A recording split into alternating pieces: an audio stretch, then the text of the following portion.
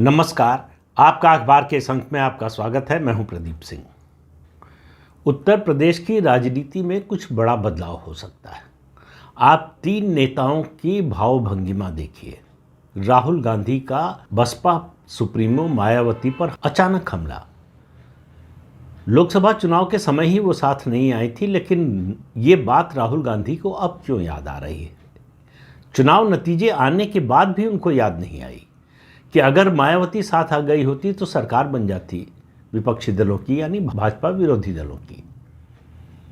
तो एक घटना तो ये, दूसरा अखिलेश यादव का बड़बोलापन, लगातार उनका बीजेपी के बहाने से सनातन धर्म पर हमला, और जिस तरह की भाषा वो बोल रहे हैं, जिस तरह की भाषा का इस्तेमाल कर रहे हैं वो देखिए। और बसपा सुप्रीमो मायावती की चुप्पी या उनका शांत भाव, इन तीनों को जोड़कर देखने की कोशिश कीजिए तो एक तस्वीर बनेगी।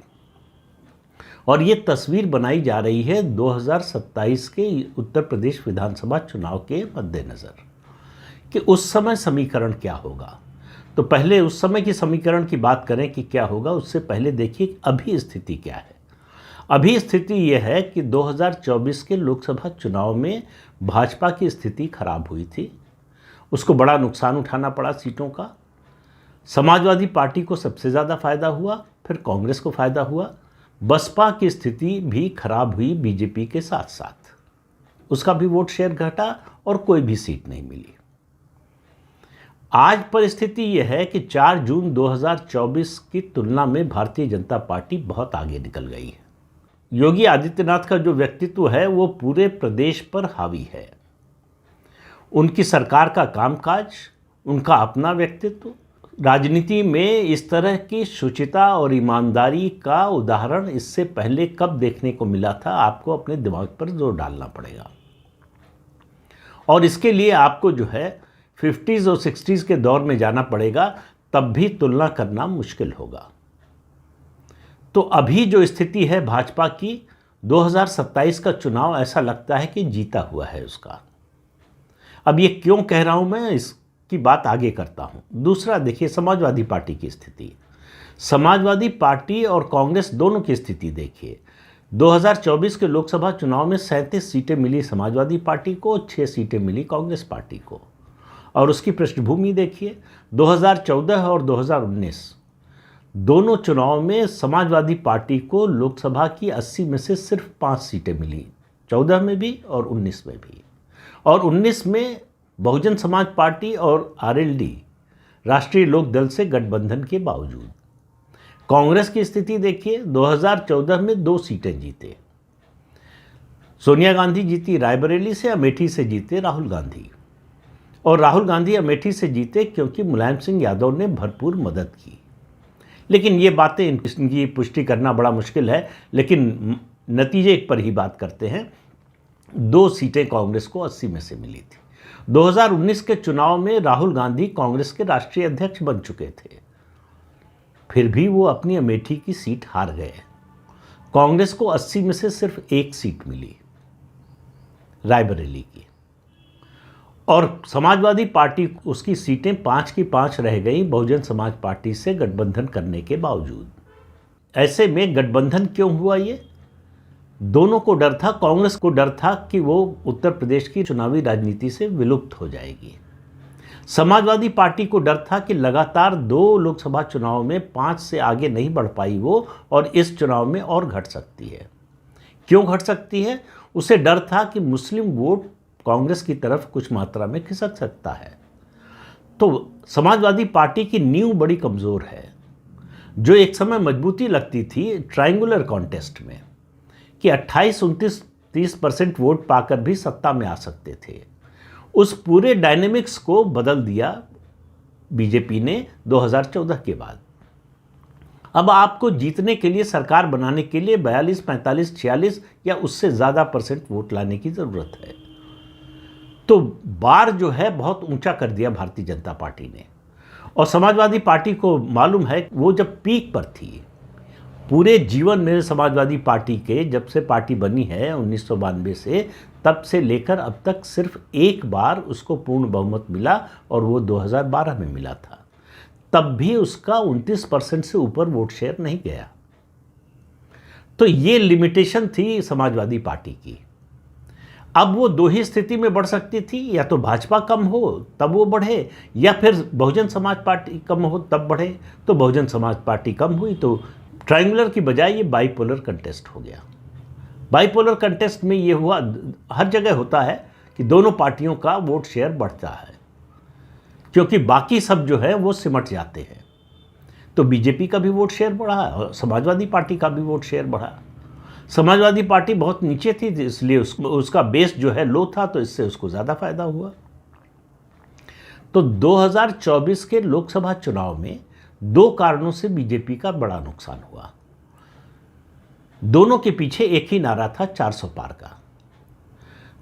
तो कांग्रेस और सपा ने ये अभियान चलाया कि 400 से ज़्यादा सीटें आई बीजेपी की तो वो संविधान बदल देगी और आरक्षण खत्म कर देगी। ये मुद्दा गांव-गांव पहुंचाने में समाजवादी पार्टी सफल हो गई।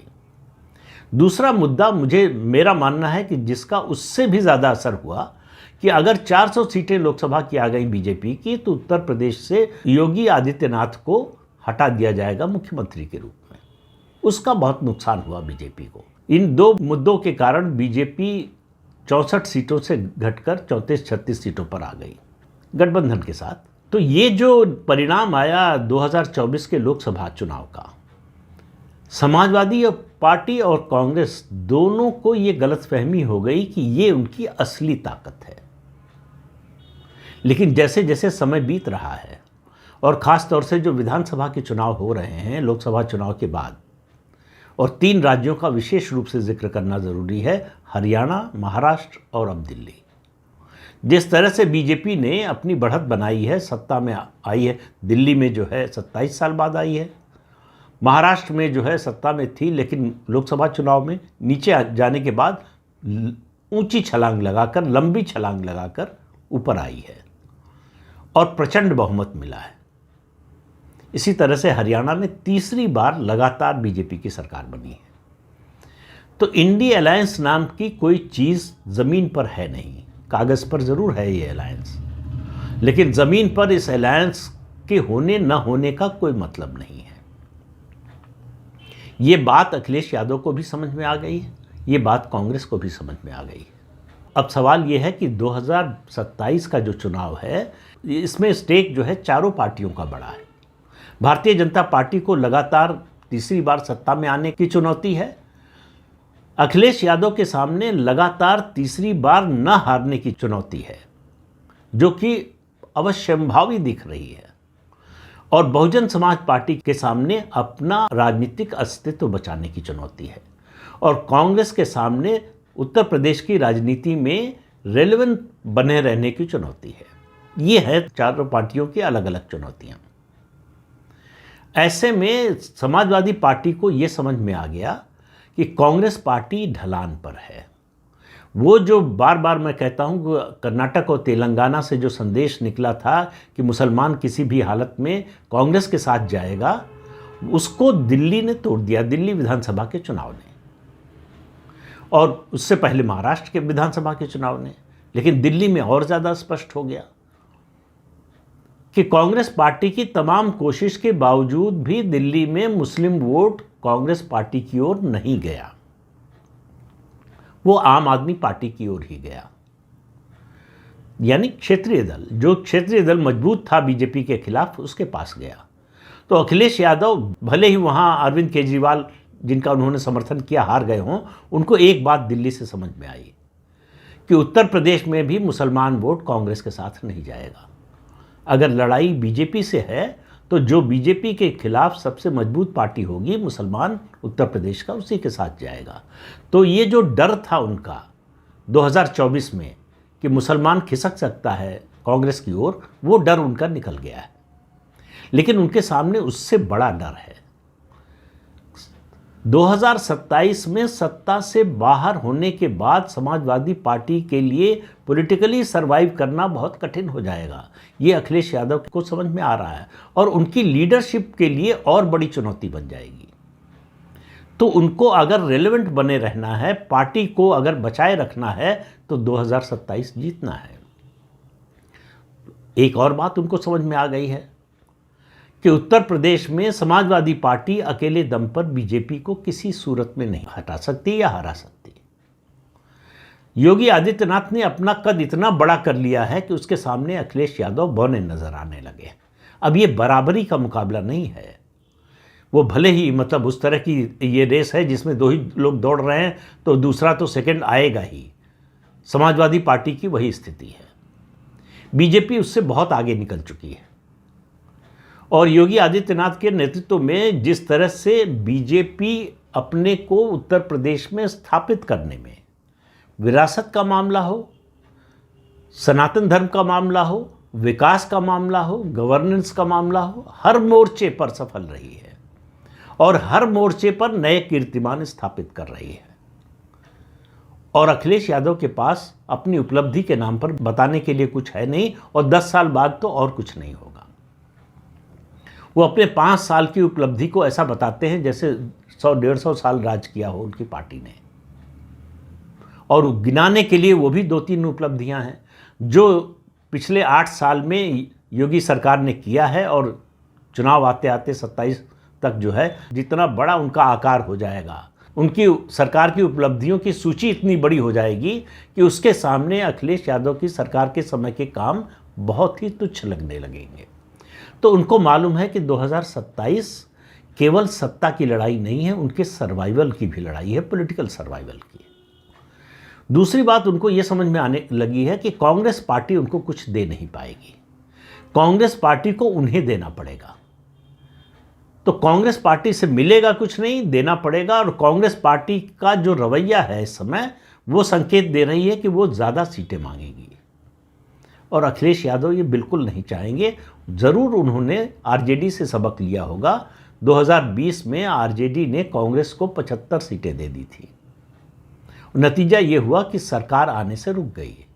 वही स्थिति उत्तर प्रदेश में आए कांग्रेस के कारण, ये अखिलेश यादव नहीं चाहेंगे। और कांग्रेस को भी समझ में आ रहा है कि अखिलेश यादव की रुचि अब इस गठबंधन को ज़्यादा चलाने में नहीं है। तो अखिलेश यादव के सामने विकल्प क्या है और बहुजन समाज पार्टी की सुप्रीमो मायावती के सामने विकल्प क्या है?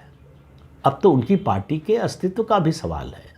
लगातार चुनाव दर चुनाव, हार के बाद हार, उनका जो कोर वोट बचा हुआ है 12-13%, वो भी रह जाएगा कि नहीं, इस पर शक है। लोकसभा चुनाव में तो वो भी कम हो गया। तो डूबते को तिनके का सहारा। तो एक बार फिर से समाजवादी पार्टी और बहुजन समाज पार्टी साथ आने की कोशिश कर रहे हैं। फिर से अलायंस की बातचीत शुरू हो चुकी है। दोनों को लग रहा है कि अगर मिलकर चलेंगे तो शायद हम लोग पार लग जाए, नहीं मिले तो दोनों का डूबना तय है। वैसे ये पहली बार नहीं होगा। ये अगर अलायंस होता है 2027 के लिए तो सपा बसपा का ये तीसरा अलायंस होगा और विधानसभा में दूसरा होगा। पहला अलायंस हुआ था जब कांशीराम जीवित थे 1993 में, और उस समय उस अलायंस का जो नैरेटिव बना था, उस पर एक वीडियो बना चुका हूँ मैं। वो नैरेटिव इतना बड़ा था कि लगता था कि बाकी सारी पार्टियां इस आंधी में उड़ जाएंगी। क्यों?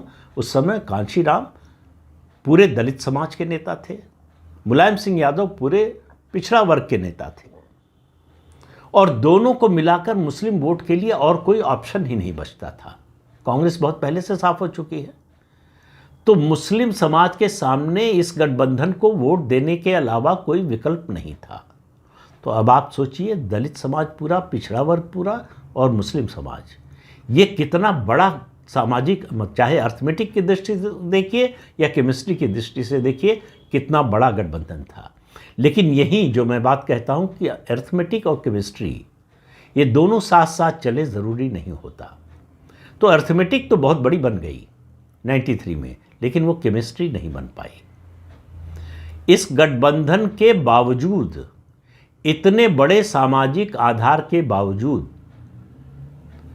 भारतीय जनता पार्टी को एक सीट ज़्यादा मिली इस गठबंधन से। इस गठबंधन को मिली 175 सीटें और भारतीय जनता पार्टी को मिली 176 सीटें। तब तक उत्तर प्रदेश विधानसभा में 425 सीटें हुआ करती थी, उत्तराखंड नहीं बना था। लेकिन वोट शेयर का अंतर आप देखेंगे तो और बात समझ में आएगी। भाजपा को अकेले लड़कर भाजपा ने 5% वोट ज़्यादा हासिल किया इस गठबंधन से। तो इसका मतलब भाजपा की ज़मीनी स्ट्रेटजी में चूक हुई, जिससे सीटें और कम रह गई उसकी, वरना लोगों ने वोट देने में कोई कमी नहीं की थी। इस गठबंधन के बावजूद भाजपा का इस गठबंधन की सम्मिलित ताकत से ज़्यादा वोट पाना, ये बताता है कि भाजपा की उस समय ताकत क्या थी और उसके मुकाबले ये गठबंधन कहाँ खड़ा था। तो सरकार तो बनी गठबंधन की, लेकिन कांग्रेस और जनता दल के समर्थन से बनी, अकेले दम पर नहीं बनी। उसके बाद 1995 में गेस्ट हाउस कांड हुआ, आपको मालूम है उसके बाद क्या हुआ, सपा बसपा अलग हो गए। 2019 में फिर दोनों को लगा कि सर्वाइवल का सवाल है। मायावती 0 सीट पर आ गई थी लोकसभा में और अखिलेश यादव 5 सीट पर आ गए थे। तो दोनों को लगा कि अगर हम मिल जाएंगे, फिर अर्थमेटिक के हिसाब से सोचा गया कि दोनों मिल जाएंगे तो बीजेपी का सफाया कर देंगे। और इसमें आरएलडी भी मिल गई, जो पश्चिमी उत्तर प्रदेश की पार्टी है, जाटों की पार्टी है। तो उससे लगा कि बस अब बीजेपी के पास तो कोई रास्ता है नहीं, बचने का कोई उपाय है नहीं, बीजेपी का सफाया हो जाएगा। और देश भर में लिखा जाने लगा, विश्लेषण करने लगे कि अब बीजेपी के लिए 10-15 सीट जीतना भी मुश्किल होगा। लेकिन जब नतीजा आया तो मालूम हुआ कि बीजेपी अकेले 62 और 2 उसके सहयोगी दल को मिला 64 सीटें मिली 80 में से।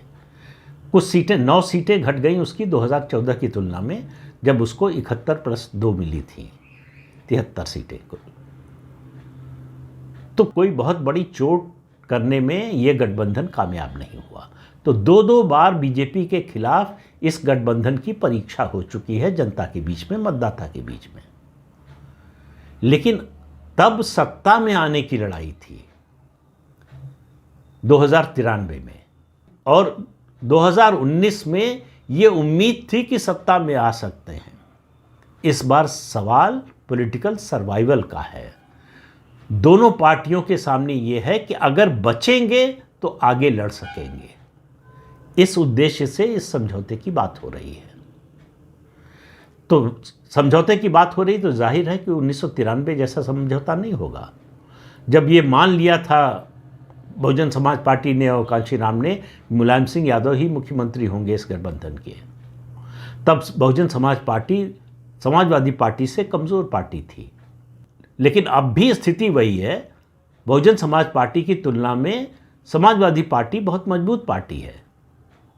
इसके बावजूद ये समझौता बराबरी पर ही होगा और संभव है कि 2.5 साल के मुख्यमंत्री के पद के बंटवारे के रूप में समझौता सामने आए। अगर हो जाता है तो इससे कांग्रेस बहुत ज़्यादा बेचैन है।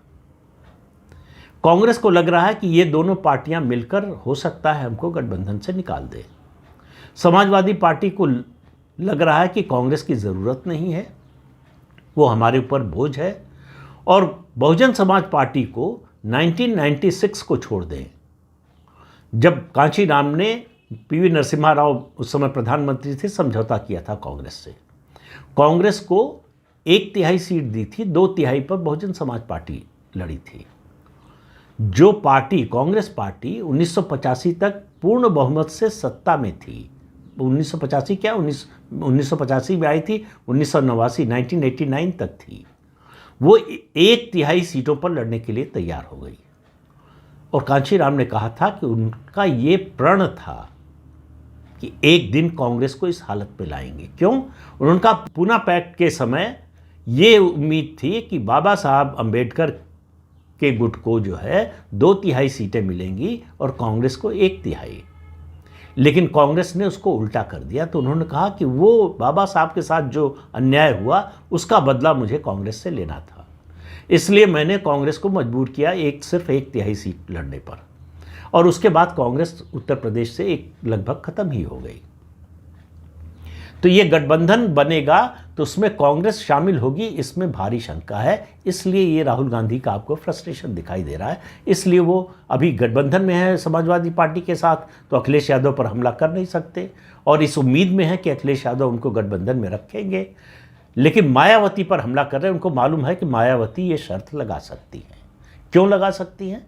जब इंडी गठबंधन बन रहा था तब कांग्रेस पार्टी ने मायावती को उस गठबंधन में नहीं आने दिया, क्योंकि कांग्रेस पार्टी उससे पहले चाहती थी कि समाजवादी पार्टी की बजाय उसका बहुजन समाज पार्टी से गठबंधन हो जाए।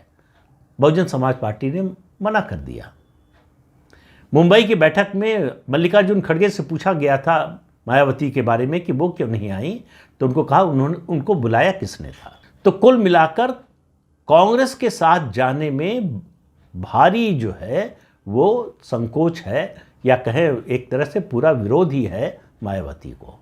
उनको मालूम है कि कांग्रेस को अगर घर दिखा दिया, जो उनका बचा खुचा दलित आधार है वो भी खिसक सकता है। ये जोखिम वो मोल लेने की स्थिति में नहीं है।